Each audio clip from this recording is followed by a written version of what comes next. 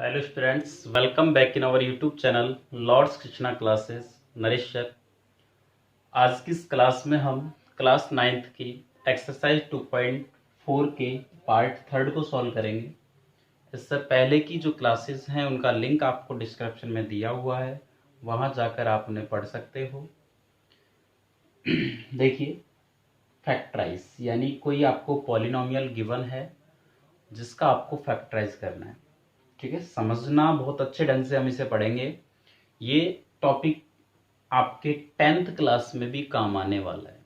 ठीक है, 10th class या 11th क्लास, वहाँ पे आपके बहुत ज़्यादा काम में आने वाला है। तो आपको ध्यान से समझना है, उतनी अच्छे ढंग से मैं समझा रहा हूँ आपको। देखिए, फर्स्ट क्वेश्चन है 12x² माइनस 7x प्लस 1। ये हमें क्वेश्चन दिया हुआ है, आपको इसका फैक्टराइज करना है। तो सिंपल सी बात है कि सबसे फर्स्ट आपको ये चेक करना है कि जो हमें पॉलिनोमियल गिवन है वो x की डीअसेंडिंग पावर में है या नहीं है। डीअसेंडिंग पावर क्या होती है? बड़े से छोटे की ओर। तो पावर 2, पावर 1, पावर 0, इसका मीन्स बिल्कुल करेक्ट है। ठीक है, कुछ क्वेश्चंस में क्या है, आगे पीछे चेंज कर देते हैं, तो वो आपको अरेंज करना होगा। जैसे x² को बाद में दे देते हैं, x को पहले दे देते हैं, तो पहले x² आएगा, बाद में x आएगा, फिर कांस्टेंट वैल्यू आएगी।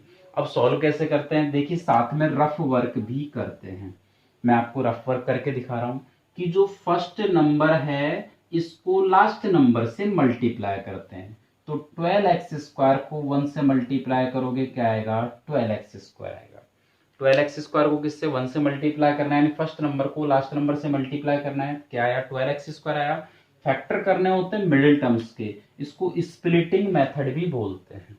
ठीक है, तो जो मिडिल टर्म्स है -7x, इस -7x के फैक्टर करने हैं, उन फैक्टर्स को भी मल्टीप्लाई करने पर 12x² आना चाहिए। देखिए भाई, आपके पास 7 रुपीज हैं, जो भी कैसे हैं, किसी से उधार मांगे हुए हैं, मतलब माइनस के हैं। आपको 2 पार्ट्स में उसे डिवाइड करना है। तो सिंपल सी बात है, आप हाफ हाफ कर दो, आधे आधे कर दो। 7x है तो भाई इधर तो 4x और इधर 3x। ध्यान देना, ये माइनस का है तो ये दोनों माइनस के होंगे, ये प्लस का है तो दोनों प्लस के होंगे। यदि ये 8x होता तो हम 4x एक साइड करते, 4x एक साइड करते। ठीक है, 9x होता तो एक साइड 5x, एक साइड 4x। ठीक है, अब कंडीशन क्या है कि दोनों को मल्टीप्लाई करने पर आपका ये आना चाहिए। तो माइनस को माइनस से मल्टीप्लाई किया, प्लस 4 को 3 से मल्टीप्लाई करेंगे 12, और x को x से मल्टीप्लाई करेंगे x², यानी बिल्कुल करेक्ट है। तो क्या करोगे?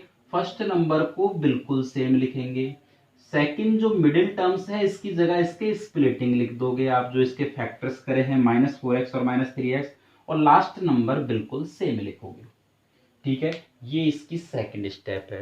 अब इसके थर्ड स्टेप में क्या करना है कि आपके पास 4 वैल्यूज हैं, 4 वैल्यूज हैं, तो स्टार्टिंग की 2 में से कॉमन लेना है, लास्ट 2 में से कॉमन लेना है।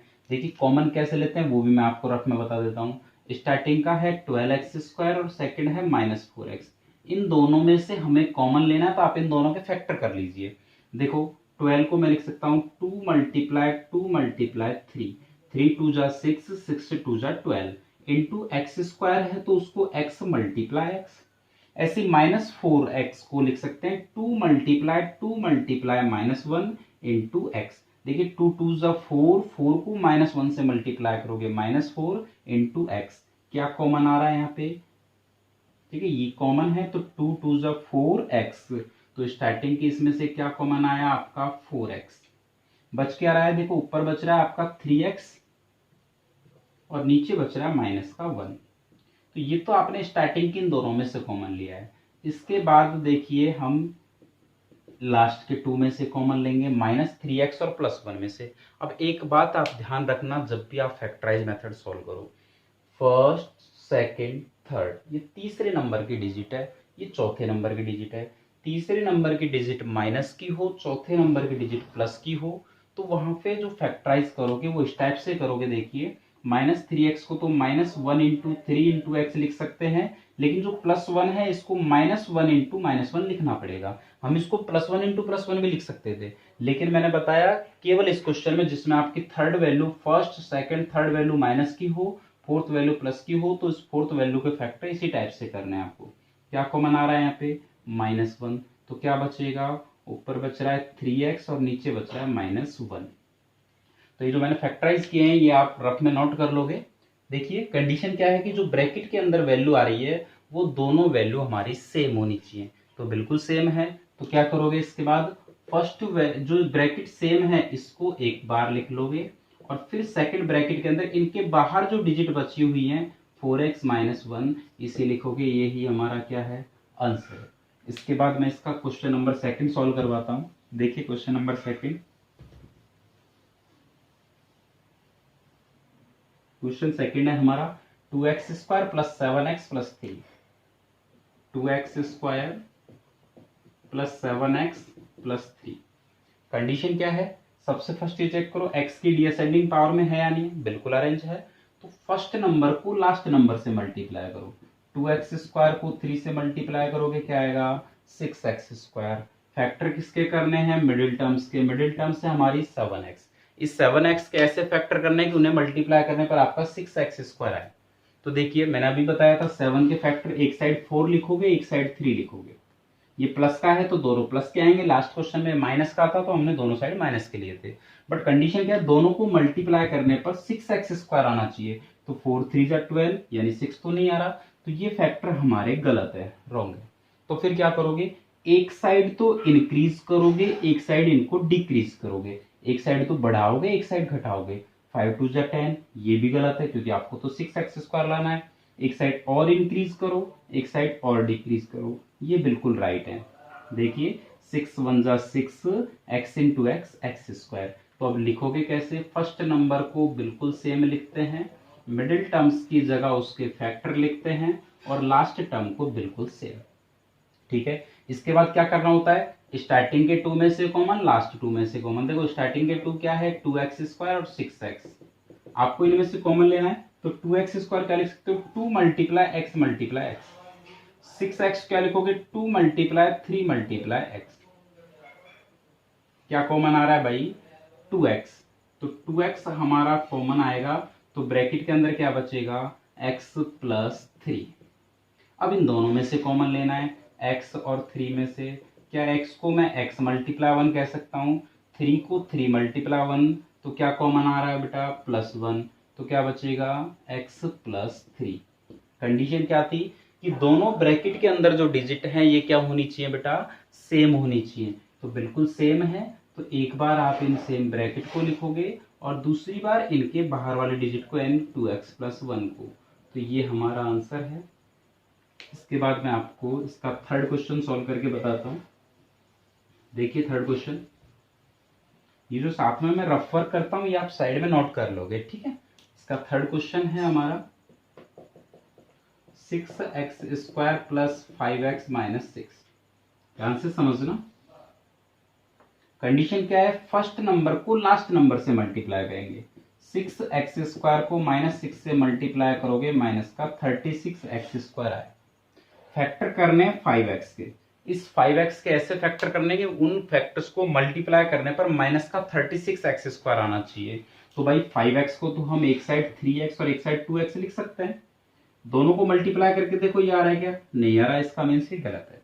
तो एक साइड आप इंक्रीज करोगे एक साइड डिक्रीज करोगे कम करोगे, तो 4 1 जा 4 ये भी गलत है।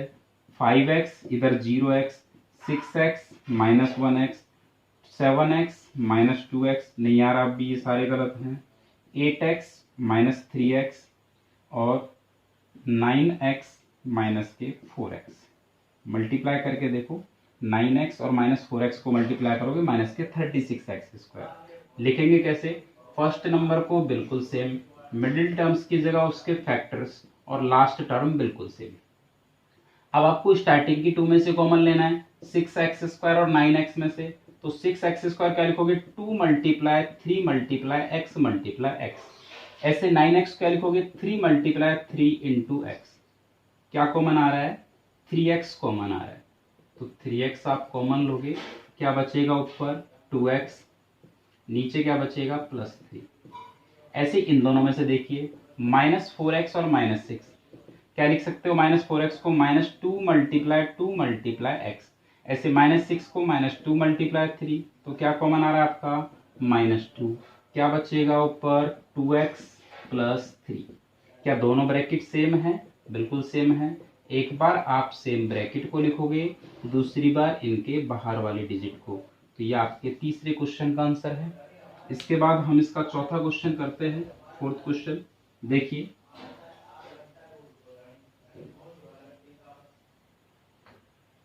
(3x² -x-4). देखिए, फर्स्ट नंबर को लास्ट नंबर से मल्टीप्लाई करोगे, क्या होगा माइनस का 12x²।